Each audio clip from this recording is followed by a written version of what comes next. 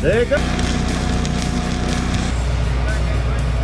Let's tear down.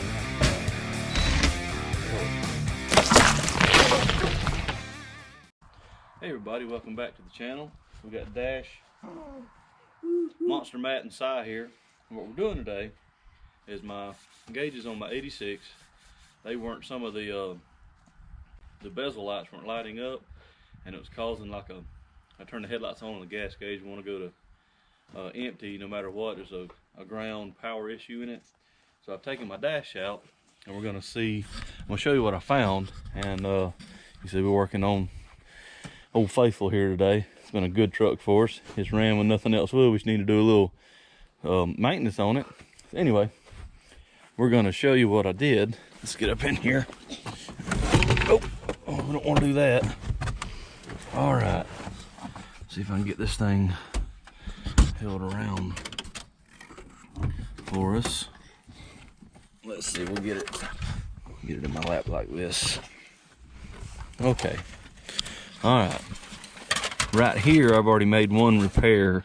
This was split, and this circuit controls all these bulbs, or the bezel lights.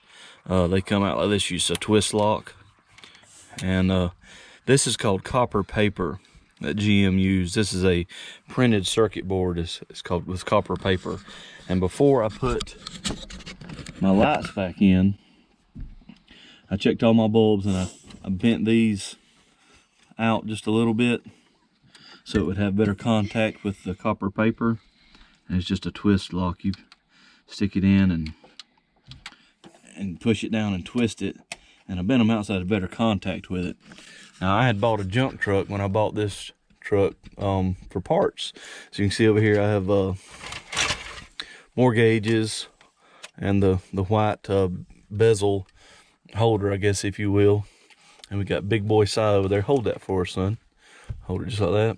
See, I had bought a bunch of extra gauges. This stuff's expensive when you go to ordering it. This piece, the copper paper, the circuit board they call it, it's I think $70-something. This one had one, as you can see. Hold that for me, buddy. Thank you. You can see all these fingers were messed up on this one. This one was out of my donor truck, and it was all messed up. So it's even got one broke off right here. This is actually the light circuit that goes around and feeds all these bulbs. And you can tell over here it's pretty bad torn up too. Anyhow, I'm gonna show you how I did my repair. I went inside, I got some aluminum foil, and I'll show you what I did. Let's get this adjusted. Sorry for the poor quality. I just took, and I would tear a small piece off, and you don't need one that big actually.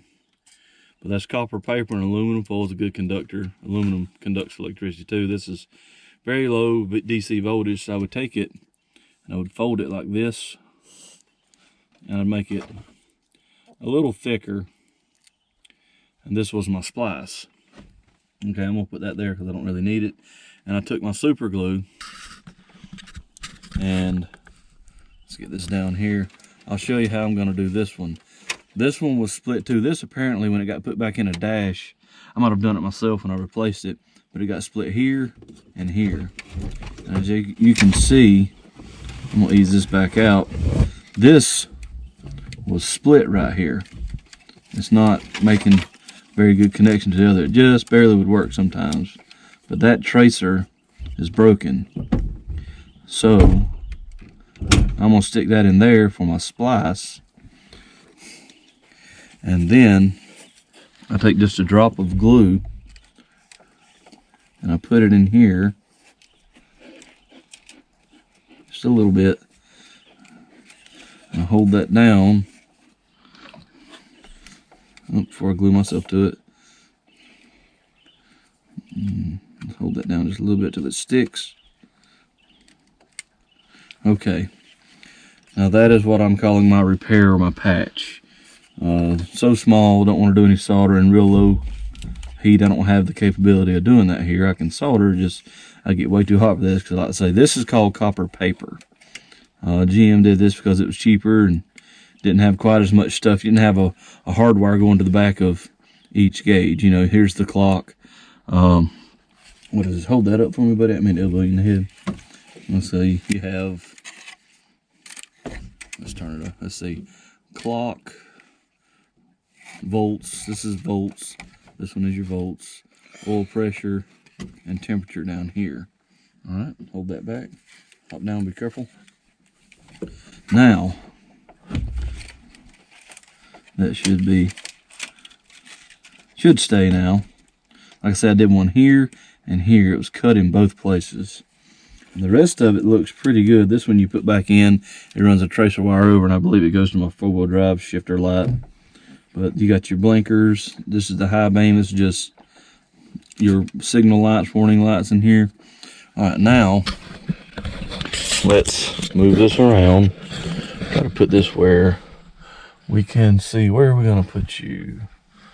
Maybe right here. All right, let's turn this up a little bit. Now let's see if we can get this plugged in and see what it does. Let's get you pulled around here. Ease that down. Let's try to be careful with it so we don't mess up what we just did. Now, you've got to plug this back into the back of it, and one side is bigger than the other, so you can't get it wrong. It goes right up in there. This is bad camera work, I know, but let's plug this back in real carefully. Let's use 2 hands. Let's see.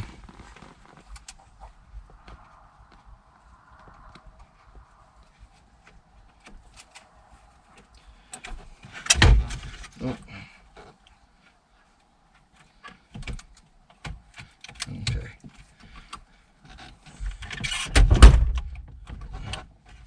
Okay, we've got it. Plug back in now. Now, look at there. Looks like everything is coming on. We can dim it down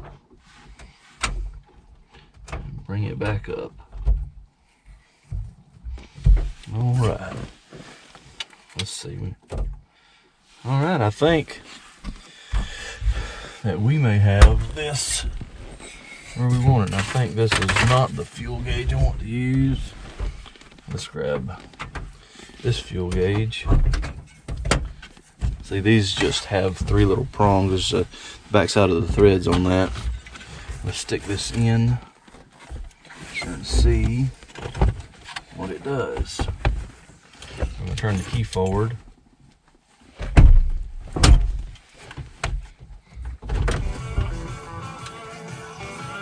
Let's turn the tunes down a little bit. You've got to be kidding me, Daddy.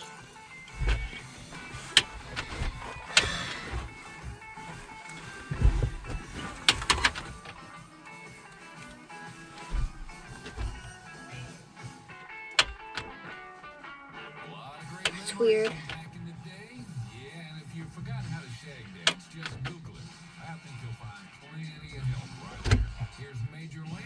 Well, that seems to be working. All right, well, I think we got all that back where it needs to be. Did you try this one yet? Well, we'll see it in just a second.